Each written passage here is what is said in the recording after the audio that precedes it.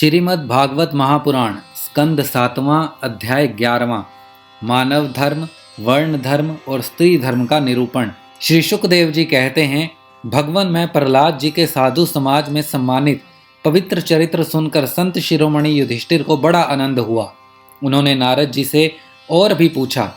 युधिष्ठिर जी ने कहा, भगवान अब मैं वर्ण और आश्रमों के सदाचार के साथ मनुष्यों के सनातन धर्म का श्रवण सुनना चाहता हूँ, क्योंकि धर्म से ही मनुष्य को ज्ञान, भगवत प्रेम और साक्षात परम पुरुष भगवान की प्राप्ति होती है। आप स्वयं प्रजापति ब्रह्मा जी के पुत्र हैं और नारद जी आपकी तपस्या, योग एवं समाधि के कारण वे अपने दूसरे पुत्रों की अपेक्षा आपका अधिक सम्मान करते हैं। आपके समान नारायण परायण, दयालु, सदाचारी और शांत ब्राह्मण धर्म के गुप्त से गुप्त रहस्य को जैसा यथार्थ रूप से जानते हैं, दूसरे लोग वैसा ही जानते। नारद जी ने कहा, युधिष्ठिर अजन्मा भगवान ही समस्त धर्मों के मूल कारण हैं।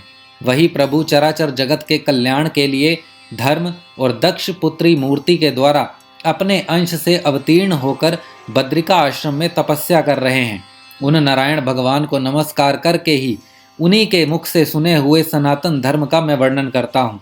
युधिष्ठिर सर्ववेद स्वरूप भगवान श्रीहरि, उनका तत्व जानने वाले मह ऋषियों की स्मृतियाँ और जिससे आत्मग्लानि न होकर आत्म प्रसाद की उपलब्धि हो, वह कर्म धर्म के मूल है। युधिष्ठिर धर्म के ये 30 लक्षण शास्त्रों में कहे गए हैं। सत्य, दया, तपस्या, शौच, तितिक्षा, उचित अनुचित का विचार, मन का संयम, इंद्रियों का संयम, अहिंसा, ब्रह्मचर्य, त्याग, स्वाध्याय, सरलता, संतोष, समदर्शी महात्माओं की सेवा, धीरे धीरे सांसारिक भोगों की चेष्टा से निवृत्ति, मनुष्य के अभिमानपूर्ण प्रयत्नों का फल उल्टा ही होता है ऐसा विचार, मौन, आत्मचिंतन, प्राणियों को अन्न आदि का यथा योग विभाजन, उनमें और विशेष करके मनुष्यों में अपने आत्मा तथा इष्ट देव का भाव, संतों के परम आश्रय भगवान श्री कृष्ण के नाम, गुण लीला आदि का श्रवण, कीर्तन, स्मरण, उनकी सेवा, पूजा और नमस्कार, उनके प्रति दास्य, सांख्य और आत्मसमर्पण, यह 30 प्रकार का आचरण सभी मनुष्यों का परम धर्म है। इसके पालन से सर्वात्मा भगवान प्रसन्न होते हैं।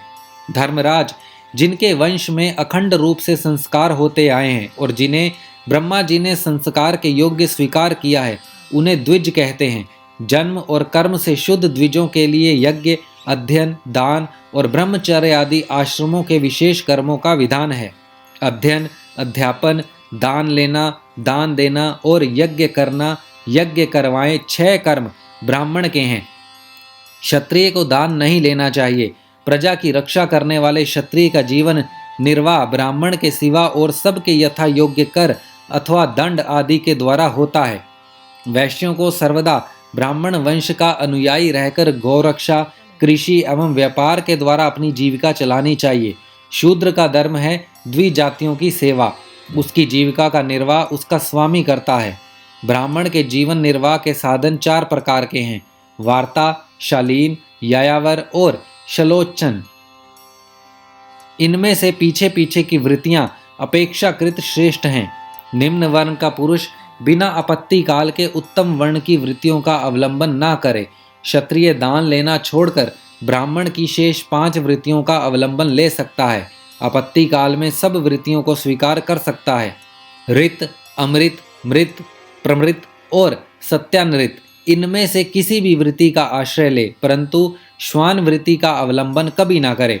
बाजार में पड़े हुए अन्न तथा खेतों में पड़े हुए अन्न को बीन कर शिलोच वृत्ति से जीविका निर्वाह करना ऋत है। बिना मांगे कुछ मिल जाए, उसी अयाचित वृत्ति के द्वारा जीवन निर्वाह करना अमृत है।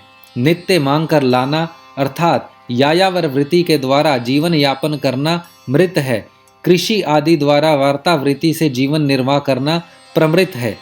वाणिज्य सत्यानृत है और निम्न वर्ण की सेवा करना श्रान वृत्ति है। ब्राह्मण और क्षत्रिय को इस अंतिम निंदित वृत्ति का कभी आश्रय नहीं लेना चाहिए, क्योंकि ब्राह्मण सर्ववेदमय और क्षत्रिय सर्वदेवमय है। शम, दम, तप, शौच, संतोष, क्षमा, सरलता, ज्ञान, दया, भगवत परायणता और सत्य ये ब्राह्मण के लक्षण हैं। युद्ध में उत्साह, वीरता, धीरता, तेजस्विता, त्याग, मनोजय, क्षमा, ब्राह्मणों के प्रति भक्ति, अनुग्रह और प्रजा की रक्षा करें क्षत्रिय के लक्षण हैं। देवता, गुरु और भगवान के प्रति भक्ति, अर्थ, धर्म और काम, इन तीनों पुरुषार्थों की रक्षा करना, आस्तिकता, उद्योगशीलता और व्यवहारिता निपुणता, ये वैश्य के लक्षण हैं। उच्च वर्गों के सामने विनम्र रहना, पवित्रता, स्वामी की निष्कपट सेवा, वैदिक मंत्रों से रहित यज्ञ, चोरी न करना, सत्य तथा गौ, ब्राह्मणों की रक्षा करना, ये शूद्र के लक्षण हैं।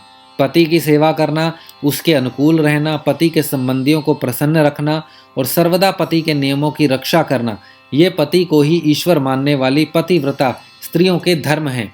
साध्वी स्त्री को चाहिए कि झाड़ने, बुहारने, लीपने तथा चौक पूरने आदि के घर को और मनोहर वस्त्राभूषणों से अपने शरीर को अलंकृत रखे, सामग्रियों को साफ सुथरी रखे, अपने पति देव की छोटी बड़ी इच्छाओं को समय के अनुसार पूर्ण करे, विनय, इंद्रिय संयम, सत्य एवं प्रिय वचनों से प्रेम पूर्वक पति देव की सेवा करे, जो कुछ मिल जाए उसी में संतुष्ट रहे, किसी भी वस्तु के लिए ललचावे नहीं, सभी कार्यों में चतुर एवं धर्मज्ञ हो, सत्य और प्रिय बोलें, अपने कर्तव्य में सावधान रहें, पवित्रता और प्रेम से परिपूर्ण रहकर यदि पति पतित न हो तो उसका सहवास करें।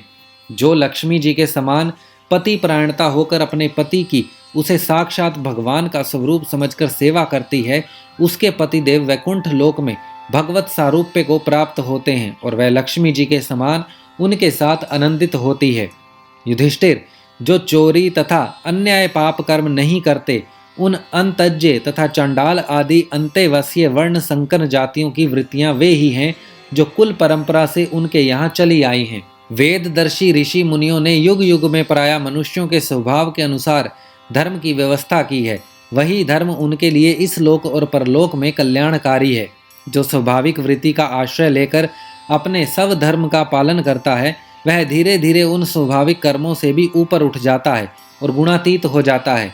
महाराज, जिस प्रकार बार बार बोने से खेत स्वयं ही शक्तिहीन हो जाता है और उसमें अंकुर उगना बंद हो जाता है, यहाँ तक कि उसमें बोया हुआ बीज भी नष्ट हो जाता है, उसी प्रकार यह चित्त जो वासनाओं का खजाना है, विषयों का अत्यंत सेवन करने से स्वयं ही उब जाता है। परंतु स्वल्प भोगों से ऐसा नहीं होता।